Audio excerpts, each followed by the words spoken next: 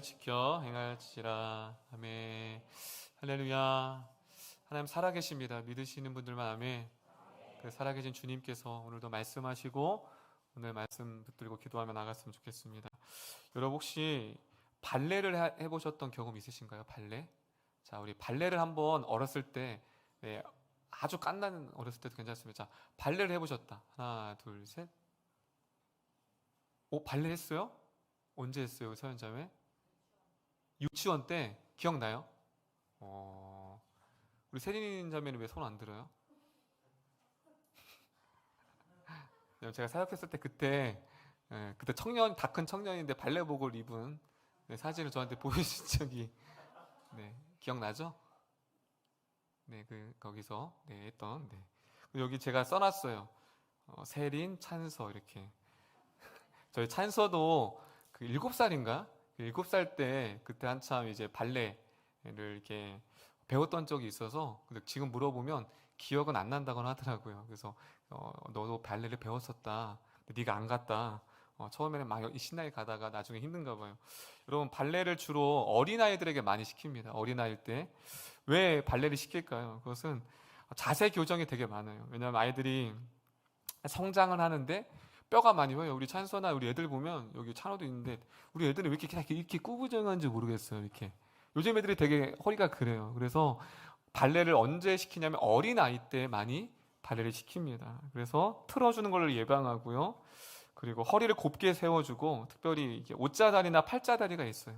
그런 것들을 어렸을 때부터 발레를 해주면 그 뼈가 잘 이제 자라나는 성장기잖아요. 그때. 그래서 발레를 시킴을 통해서 이렇게 몸의 균형을 잡아 주게 됩니다. 근데 여러분 발레에서 가장 중요한 게 뭘까요? 발레. 그리고 발레하면 떠오르는 것. 오늘 목사님 왜 에스겔 말씀은 자꾸 발레 얘기를 하시나? 네. 자, 발레에서 가장 중요한 거 우리 서현자매 유치원 때 어렸을 때 기억을 더듬어서 여러분 발레 하면 딱 떠오르는 게 뭐예요? 다리를 찢잖아요, 그렇죠? 유연성이죠, 그렇죠? 저도 되게 유연하지 않아서 되게 구둑구둑해요. 막 이렇게 하면은 여기 또 필라테스 강사 있잖아요, 우리 미령자매, 그렇죠? 다리 찢기 잘 돼요, 그렇죠? 네. 발레는 뭐냐면 유연성이 되게 좋아야 돼요. 근데 유연성을 잘 하려면 뭐가 필요하죠? 스트레칭이 되게 중요해요. 그래서 발레를 시작하게 되면 스트레칭을 많이 합니다. 근데 스트레칭은 발레뿐만이 아니라 모든 운동의 기본인 거죠, 그렇죠? 제가 요즘 농구를 조금씩 지원이 때문에 하기 시작했는데요. 제가 예전에 진짜 농구를 진짜 좋아했거든요. 근데 이제 나이가 들고 사역하면서 이제 농구를 잠깐 놨는데 다시 좀 예전에 그 열기가 좀 찾아오려고 조금씩 하는데 준비 운동을 스트레칭을 안 한 거예요. 왜냐하면 거의 20년을 농구를 안 했다가 갑자기 하니까요. 그래서 몸을 풀어줬어야 되는데 그 다음날에 이게 안 올라가더라고요. 그래서 잠깐 했어요. 한 15분 했나? 근데 일주일을 제가 몸이 굳어져서 그건 뭐죠? 다 웃으시죠? 스트레칭이 안 된 거예요. 스트레칭을 하면 무엇이죠? 굳었던 뼈를 다시금 풀어주고 긴장된 근육들을 이완시킴을 통해서 온전히 운동을 할 수 있게 하는 겁니다. 그래서 그 사람의 몸 상태를 보면 유연성은 어떤지 알 수 있어요. 그 사람의 몸을 스트레칭을 푸는 걸 보면 그 사람의 상태 얼마나 유연한지 그렇지 않은지를 뭐에 따라서요? 그 몸 상태를 보면 그건 거짓말을 할 수가 없어요. 그 사람의 몸 상태를 보면 그 사람의 그 몸의 정도를 파악할 수가 있습니다. 마찬가지입니다. 그렇다면 우리의 몸 상태는 스트레칭과 유연성을 보면 알 수 있어요. 그렇다면 우리의 영적인 상태, 여러분의 영적인 상태를 무엇을 보면 알 수 있을까? 이것만 딱 보면 여러분의 영적인 상태를 알 수 있어요. 영적인 것은 눈에 보여요? 안 보여요? 안 보입니다. 스트레칭이나 몸은 유연성은 외적으로 보여지기 때문에 몸 상태를 파악할 수가 있어요. 그렇죠? 그런데 여러분들의 보이지 않는 영적인 상태를 무엇을 통해 알 수 있을까요? 자, 그것을 다 따라합니다. 마음입니다. 여러분의 보이지 않는 영적인 상태를 보려면 여러분들의 지금 마음의 상태를 보면 여러분의 영적인 상태가 어느 위에 위치해 있는지 우리에게 잘 보여줍니다. 그래서 마음의 상태에 따라 신앙이 결정되어지는 거예요. 그래서 오늘 26절 우리가 읽었던 그 26절에 그 마음을 얘기하는데 딱 두 가지 마음이 있대요. 우리 신앙인에게는 딱 세 가지 마음이 아니라 딱 이 두 가지의 마음에 속해요. 그래서 여러분들 오늘 말씀 잘 들으시면서 여러분의 마음의 상태가 어느 마음의 상태에 속하는지 오늘 좀 잘 살펴보고 여러분의 보이지 않는 영적인 상태를 오늘 이 말씀에 비추어 바라보며 나갔으면 좋겠습니다. 오늘 본문 우리 36장 26절입니다. 자, 어떤 마음을 두 가지를 얘기하는지 우리 크게 한번 읽어보겠습니다. 36장 26절입니다. 시작.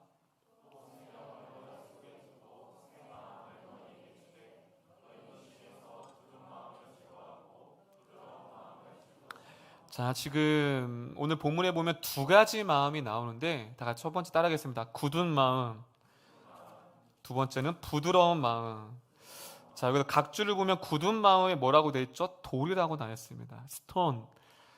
영어서 죄송해요. 돌이에요. 이거는 다른 언어가 없어요. 이 용례가 다 성경에서 딱딱한 돌일 때 이것을 다르게 표현하지 않아요. 그냥 돌이에요, 돌. 그 무엇이죠? 어떤 마음이 있대요? 첫 번째, 돌같이 딱딱한 마음이 상태가 있대요. 여러분, 돌은 무엇이죠? 들어갈 수 있는 게 아무것도 없어요. 흡수할 수가 없어요. 즉 마음이 굳어진 상태가 있대요. 여러분, 마음이 굳어지면 말씀이 들릴까요? 안 들릴까요? 안 들립니다. 마음이 굳어지면 기도가 나올까요? 안 나올까요? 안 나옵니다.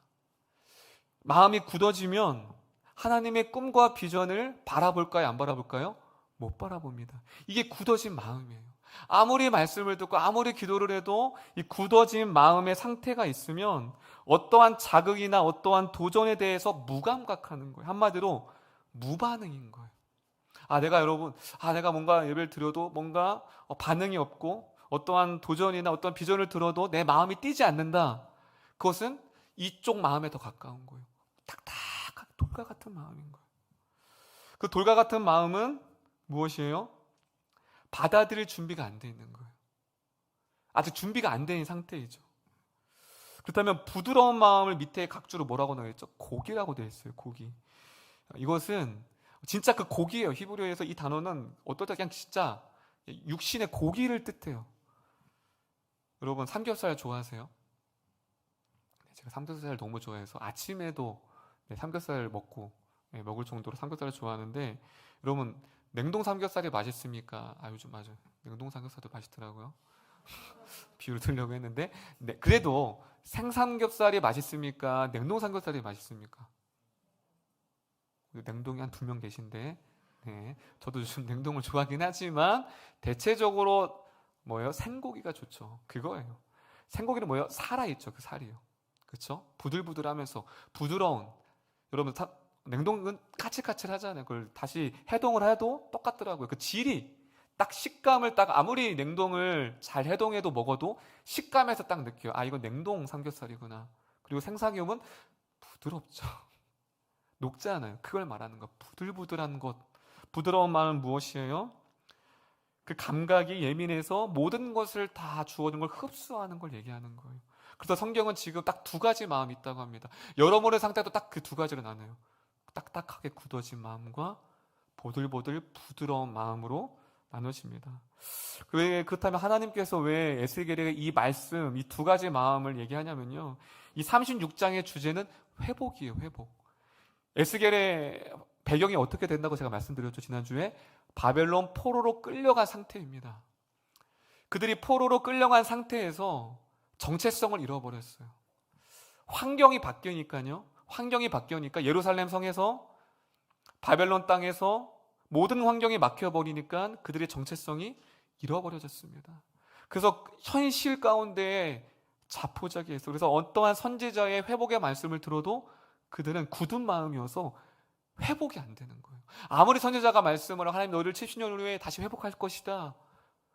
하나님 여러분들을 지키실 것이다. 안 들리는 거예요. 반복적인 실패와 연약함 가운데 그 수치심 가운데 여전히 멈춰있는 그들의 상태. 굳은 마음이어서 어떤 것도 바랄 수도 기대할 수조차 없는 상태. 어떠한 자신의 삶 가운데 어떠한 시도조차 할 수 없고 자신의 삶의 변화를 기대할 수 없는 조차 없는 무기력한 상태. 그 상태가 바로 이스라엘 백성의 상태였어요. 아무것도 자신의 삶에 기대하지 않았어요. 아무리 선지자가 말을 하여도 듣지 않았어요. 그 이유가 뭐라고요? 굳은 마음. 하나님이 지적하는 거예요. 너희 마음의 상태가 굳어 있다. 하나님을 바라보지 못하고 어떤 것도 시도조차 못하는 무기력함과 무감각과 무너져 있는 상태. 바로 그 상태를 지금 하나님께서 진단하시고 그들에게 상태에 대해서 말씀하는 본문이 바로 오늘 읽었던 말씀입니다. 그들은 체념했어요. 여러분, 참 체념이란 단어가 참 안타까워요. 체념은 무엇이죠? 어떤 의지가 없는 거예요. 그냥 체념한 거 현실에. 그냥 그렇지.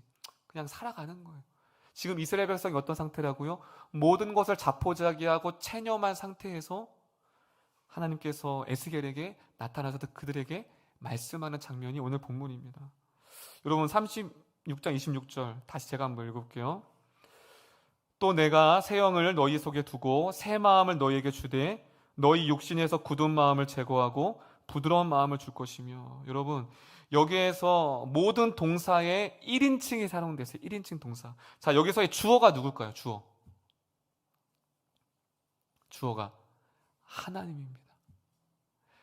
여러분 회복을 하는데 그들에게가 주어가 있지 않아요. 지금 36장 26절은 주어가 누구예요? 하나님이라는 거예요. 무엇이죠?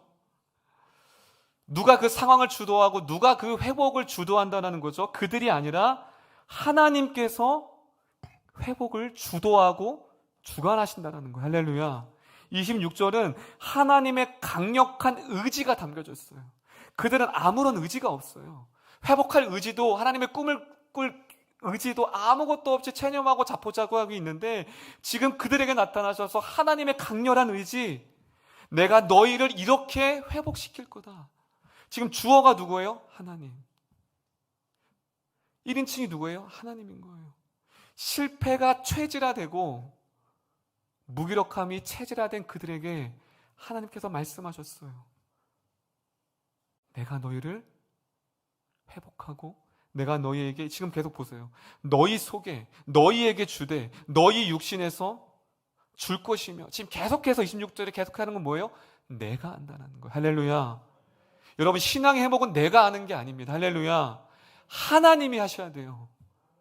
하나님이 하셔야 돼요. 근데 우리는 자꾸 하나님이 하실 것을 바라보지 못하고 내가 이만큼 노력하면 됐잖아요. 내가 이렇게 기도하고 이렇게 참았는데도 안 되잖아요. 안 되는걸요. 제가 그런 사람들을 많이 봐요. 했는데 안 되더라고요. 주어가 바뀌어서 그래요. 우리가 아닌가요? 지금 하나님 말씀하십니다. 강력한 의지, 내가 너를 회복하고 일으킨다고 말씀하고 있습니다. 할렐루야. 하나님 왜 26절에 자신의 강렬한 의지를 말씀하시죠? 체념한 그들을 알았어요. 자신이 없었어요. 그들은요. 회복할 자신, 다시 기도할 자신, 다시 하나님께 나아갈 자신이 없다라는 것을 하나님이 너무 잘 알았어요. 우리도 그럴 때가 자신이 없는 거예요. 기도를 다 잃어버렸어요. 어떻게 기도할지를, 내가 과거에 어떻게 신앙했는지를. 그렇게 뜨겁게 찬양하고 뜨겁게 꿈을 꿨는데 이제는 현실 가운데 마주하니까 그 꿈이 이상이 돼버렸어요. 지금 그들이 무엇이죠? 하나님이 예루살렘의 성에 있을 땐 그 꿈을 꿨지만 현실이 다 막힌 거예요. 앞뒤가 다 막히니까 다 꿈을 잃어버렸어요. 현실에 맞춰 살아가는 거. 여러분 사단이 우리에게 가장 하나님의 꿈을 잃어버린 게 뭐냐면 현실에 맞춰 살아가는 거예요. 너무 버겁거든요. 내 직장 생활 살아가는 거 지치거든요. 아무것도 보이지 않거든요. 그래서 매일매일 바쁘게 만듦을 통해서 하나님의 꿈을 상실하게 만들어요. 이게 사단이 우리에게 주는 전략입니다. 이들도 마찬가지. 현실을 그저 받아들였어요. 그저 현실 가운데에 바벨론 포로로 그냥 그들이 주는 음식을 먹고 매일매일 노예하고 아무런 꿈과 바라볼 수 없었어요. 그렇게 자신의 영혼들은 체념한 채 그들은 살아가고 있었습니다. 그때 하나님이 나타나셨어요. 여러분 우리가 어떠한 일을 할 때 우리가 어떠한 고민을 많이 하냐면요, 내가 이 일을 할 수 있을까 할 수 없을까를 먼저 스스로에게 물어요. 개인의 신앙도 마찬가지고 교회 일도 마찬가지예요. 우리가 이것을 할 수 있을까 할 수 없을까. 근데 그게 되게 상식적인 것 같고 당연한 것 같지만 질문이 잘못됐어요. 이것을 내가 할 수 있을까 할 수 없을까가 아니라 이 일을 내가 반드시 해야만 하는가라는 질문을 던져야 돼요. 여러분, 질문이 달라야 돼요. 내가 기도의 자리를 지킬 수 있을까 지킬 수 없을까?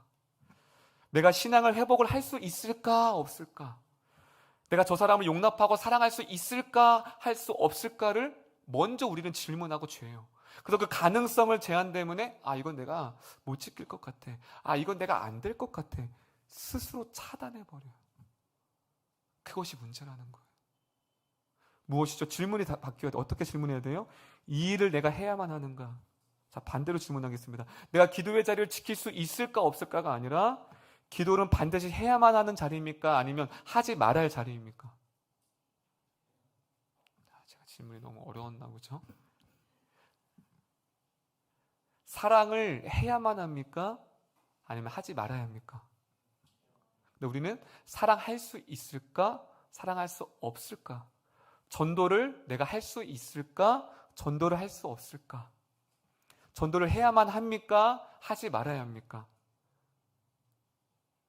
이 질문이 바뀌어야 돼요. 그러면 이 일이 해야만 한다면, 그것이 하나님이 원하시는 것이라면 우리는 뭐 해야 돼요? 내가 할 수 있는 가능성을 보는 것이 아니라 하나님이 원하시는 거 해야만 한다면 그것은 순종함으로 나아가야 된다는 거예요. 할렐루야. 근데 우리는 뭐예요? 가능성을 재요. 이게 문제인 거예요. 이스라엘 백성 스스로 가능성을 보니까 우리 이스라엘 민족은 바벨론 포로에서 회복할 수 없다. 이미 잠정 결론을 내버렸어요. 나아가지 못하는 거예요. 여러분, 우리의 인생의 질문이 바뀌어지기를 소망합니다. 할렐루야. 선택의 기준 앞에서 그것이 불가능해 보이죠. 그들은 가능성과 불가능성을 봤어요. 그러니까 이스라엘의 회복은 불가능하다라고 이미 잠정 결론을 내렸어요. 그러니까 아무것도 나아가지 못하는 거예요.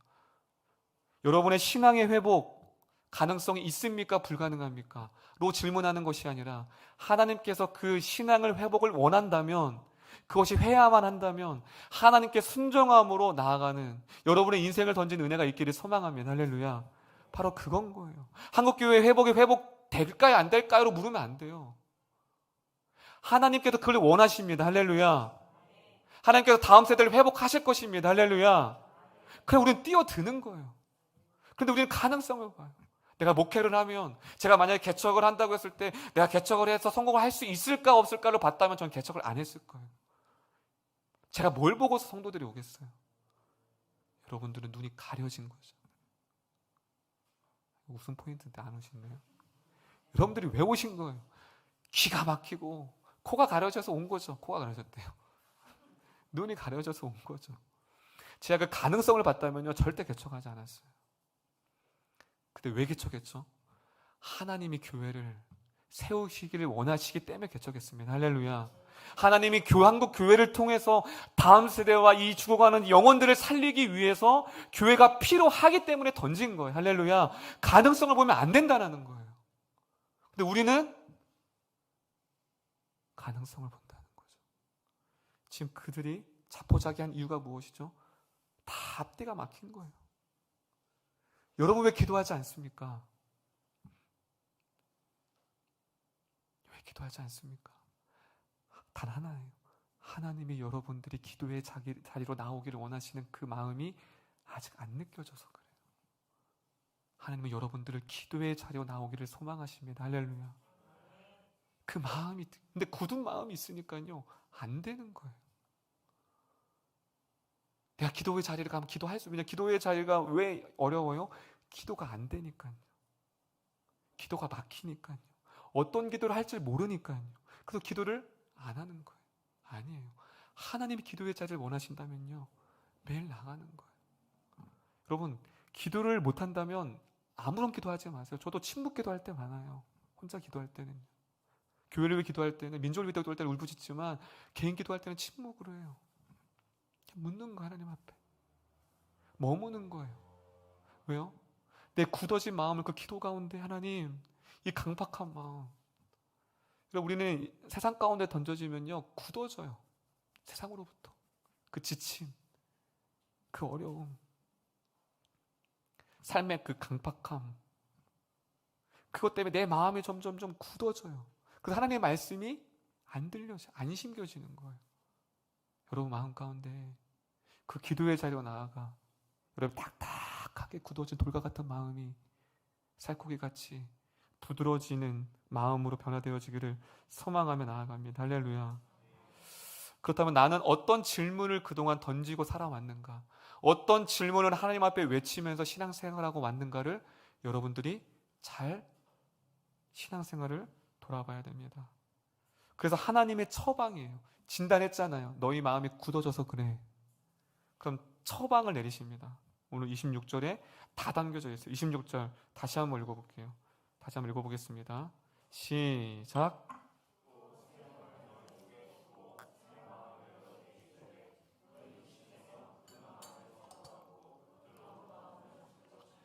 자, 굳은 마음을 제거하고 부드러운 마음으로 이미 진단하셨어요. 너희 마음이 굳어서 그래. 그렇다면 그것이 부드러운 마음이 돼야 되잖아요. 거기에 대한 처방전이 다 다릅니다. 새 영을, 새 마음을 너희에게 주되. 할렐루야. 지금 굳은 마음을 부드러운 마음으로 바뀌기 위해서 무엇이 필요하대요? 새 영이 필요하다고 말합니다. 할렐루야. 새 마음가짐이 필요하대요. 즉 뭐냐면 마음의 변화가 필요하대요. 우리의 행동의 모든 것, 모든 생각의 모든 것들은 결국 내 마음의 변화가 필요해요. 하나님의 비전을 바라보는 것, 하나님을 신뢰하는 것, 하나님의 꿈을 담는 것, 그 모든 것의 시작이 마음의 변화인 거예요. 그 딱딱한 굳은 마음이 새 마음이 필요한데 새 영이 필요하대요. 여러분에게 지금 새로운 영, 여러분 우리는 성령을 받았죠. 이미 받았어요, 우리는요. 그런데 그 영을 새롭게 할 수 있는 새로운 은혜의 영이, 이건 구원받는 영이 아니에요. 우리가 성령은 구원받는 영혼이잖아요. 그렇죠? 우리가 성령이 들어와야지 구원받잖아요. 그것과는 다른 뭐예요? 우리가 일상생활을 해나갈 때 우리를 돕는 헬퍼자, 그 성령을, 새 영을 그들에게 허락해 준다고 말씀하고 있습니다. 할렐루야. 우리가 기도할 건 무엇이냐? 하나님, 이 딱딱한 굳은 마음, 새 영이 필요합니다. 새로운 마음이 필요합니다. 새 영을 부어주셔서 이 딱딱히 굳어진 마음을 부드럽게 마음을 주셔서 하나님의 꿈을 담아내며, 할렐루야, 다시 한번 하나님 앞에 나아갈 수 있는 그 부드러운 마음을 달라고 기도하셔야 돼요. 근데 우리는 마음을 위해 기도하지 않고 환경을 바꿔달라고 합니다. 내가 이렇게 힘든 이유는 가정이 어려워서 그래. 내 육신의 약함 때문에 그래. 자꾸 환경을 바꿔달라고 말해요. 여러분, 환경, 외적인 조건이 바뀌면 우리의 신앙이 회복될까요? 여러분, 출애굽 사건 잘 아실 거예요. 그들이 이제 노예에서 430년의 노예 생활에서 해방됐습니다. 환경이 바뀌었잖아요. 그런데 여전히 노예의 모습으로 살아가요. 여전히 노예의 모습에서 환경이 바뀌어졌고 이제 젖과 꿀이 흐르는 땅으로 갔는데 여전히 죄의 습성과 그 노예에서의 습관을 여전히 바뀌지 못해요. 환경이 바뀌어요. 외적인 조건이 다 바뀌었어요. 근데 똑같이 살아갑니다. 이스라엘 백성도 마찬가지예요. 포로로 끌려갔을 때 70년 만에 고국 땅을 받습니다. 여러분 얼마나 감격. 이보다 더 많은 외적인 환경이 어떻게 바뀌어요? 그렇죠? 노예에서 이제 예루살렘 땅에서 마음껏 성전에서 예배하고 제사 드리고 환경이 바뀌었어요. 그런데 여전히 그들은 70년 동안의 바벨론의 포로 생활의 그대의 그 사고방식과 신앙관이 그대로 담겨져 있어요. 그래서 성전을 재건하다가 포기합니다. 무엇이죠? 환경이 본질이 아니라는 거예요. 환경이 아무리 바뀌어도, 여러분이 지금 원하는 어떤 환경, 외적인 환경이 아무리 바뀌어도 마음이 바뀌지 않으면 환경이 바뀌어도 여러분은 그대로 과거의 실패처럼 무기력하게 무감각처럼 살아갈 수밖에 없다는 거예요. 무엇이죠? 오늘 이 말씀은 그만큼 마음의 변화가 너무나도 중요하다는 사실이, 할렐루야. 사랑도 용서도 마찬가지예요. 그럼 사랑 정말 힘듭니다. 무엇이죠? 마음인 거예요. 용납, 용서, 마음인 거예요. 근데 굳어지면요, 말씀이 안 들리고 상대방의 겉면이 안 들리는 거예요. 딱딱하게 굳은 거예요. 오늘 그 이스라엘 백성에게 회복을 위해서 마음의 변화를 선포하고 있습니다. 할렐루야. 여러분의 마음의 상태를 점검했으면 좋겠어요. 지금 내 마음은 어떠한 상태에 놓여져 있는가? 그래서 37절이 이렇게 말합니다. 37절. 36장 37절입니다. 36장 37절입니다. 크게 읽겠습니다. 시작.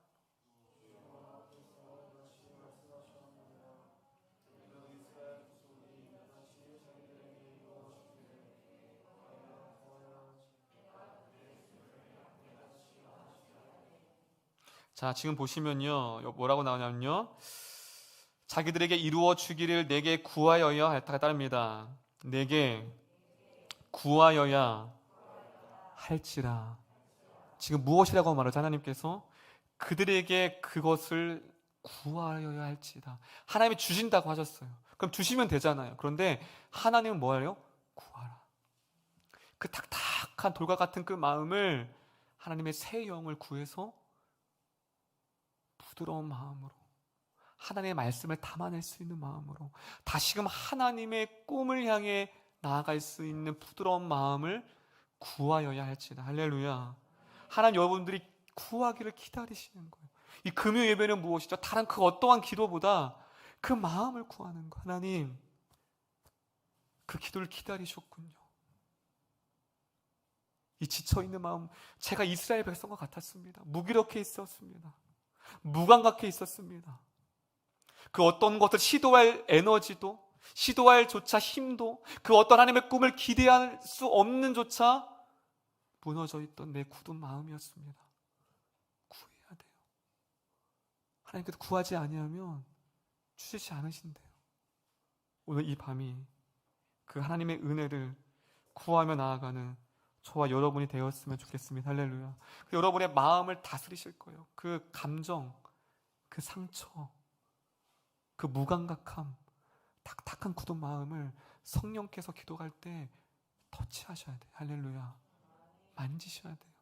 상함, 엎드려짐, 그것을 하나님께 성령께서 터치하셔서 그 딱딱하게 굳어진 다른 그 어떠한 생각으로 들어오지 않게 꽉꽉 문을 닫았던 그 마음을 성령께서 터치하심을 통해 여러분의 마음의 심령이 변화되어진 은혜가 있기를 소망합니다. 오늘 26절은 제가 말씀드렸죠. 하나님의 강력한 의지가 담겨져 있다고요. 우리 삶을 향한 나의 의지보다 여러분들을 향한 하나님의 의지가 더욱더 크다는 것을 여러분들이 인지하며 인정하며 나갔으면 좋겠습니다. 할렐루야. 하나님의 가장 안타까운 것은 하나님의 꿈을 꾸지 못하는 거예요. 그 하나님 너무 안타까운 거예요. 여러분은 지금 어떤 기대와 꿈을 품고 살아가고 있습니까? 그 꿈이 사라졌다면 굳어진 상태인 거예요. 그 꿈이 나를 일으켜갑니다. 할렐루야. 그 꿈이 나를 기도의 자리로 이끌어가는 거예요. 기도하기 싫어도 그 꿈이 나를 이끌어가는 거예요. 왜냐하면 그 꿈은 내가 이루는 게 아니거든요. 제가 왜 기도회의 강단에 했어요? 이 교회는 내가 이루는 게 아니에요. 하나님이 이루기 때문에 하나님께 엎드려지는 거예요. 하나님, 이 딱딱함, 이 주의 종의 마음을 부드럽게 하사 성도들을 사랑하게 하시고 용납하게 하시고 품게 하시고 기다릴 수 있는 마음을 허락하여 주시옵소서. 기도하는 거예요. 기도할 때마다 그 하나님의 성령으로 내 굳은 마음을 깨트리는 거예요. 채석장에 보면 돌을 깨잖아요. 그렇죠? 그럼 기도는 우리의 굳은 마음을 하나씩 깨는 거예요. 하나님께서 깨는 거예요. 아프죠?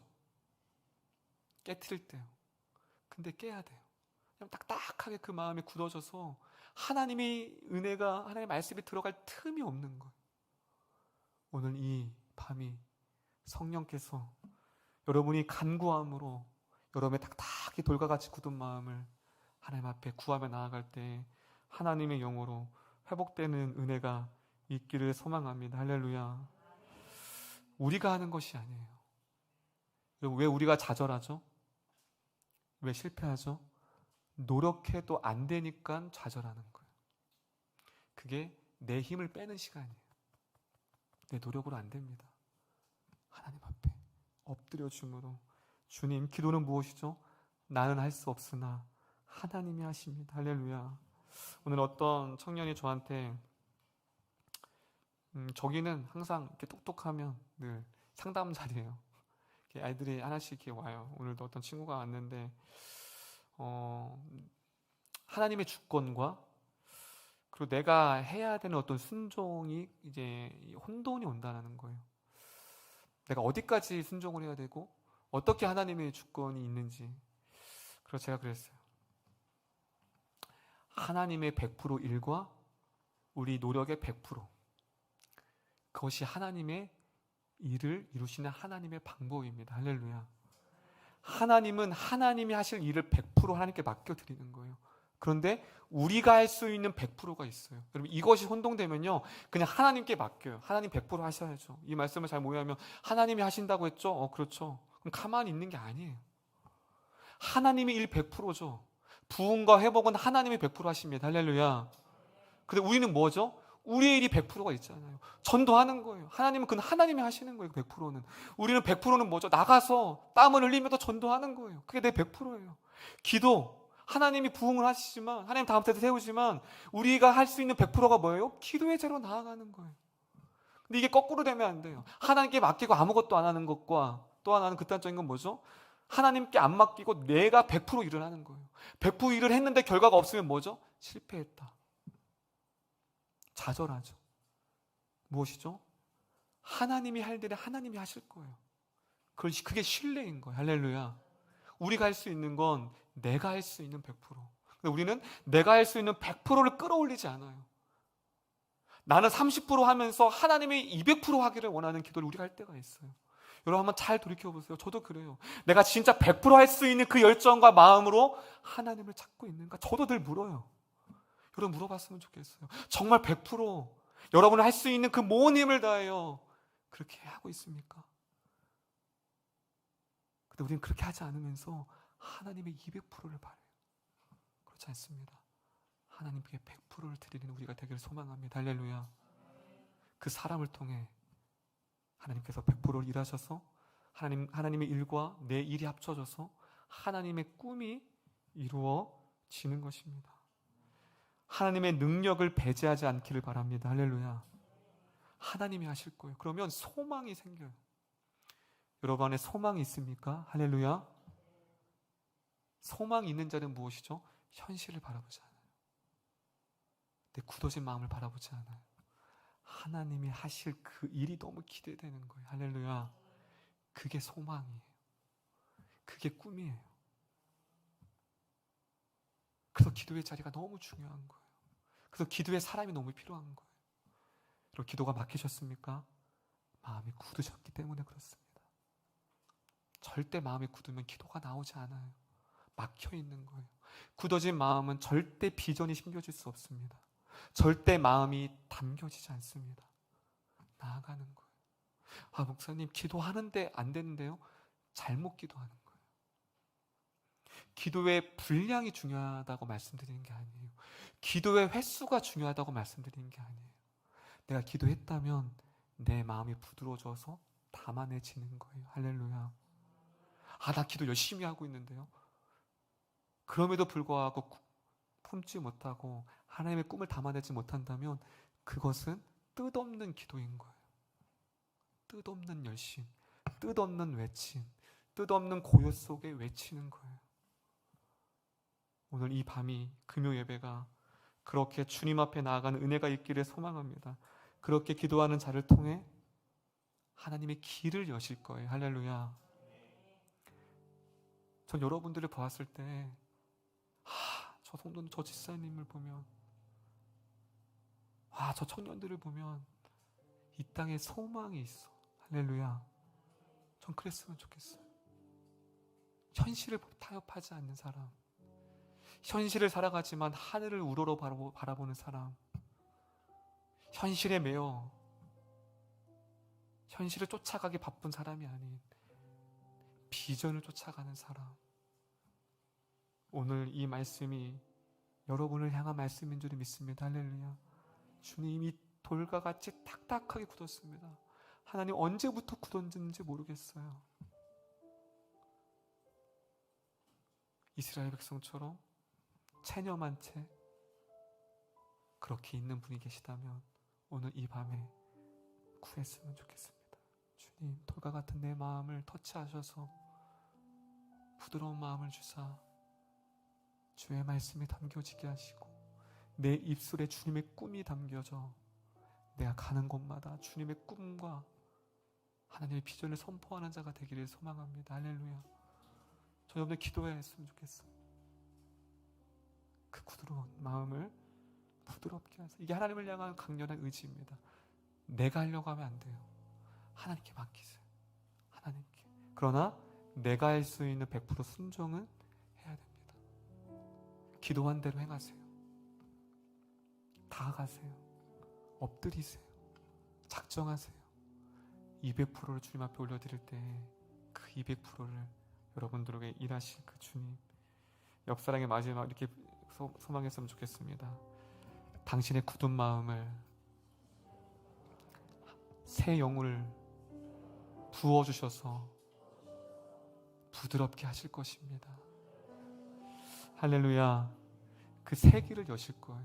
오늘도 이 새벽에, 오늘도 이 밤에 그렇게 외치는 우리 모두가 되었으면 좋겠습니다. 우리 말씀 기억하면서, 우리 가사 기억하며 돌과 같은 내 마음을 어루만지사 다시 일으켜 세우실 그 주님을 바라보며 소망합니다. 우리 말씀 기억하며 우리 굳어진 마음을 새롭게 하실 그 주님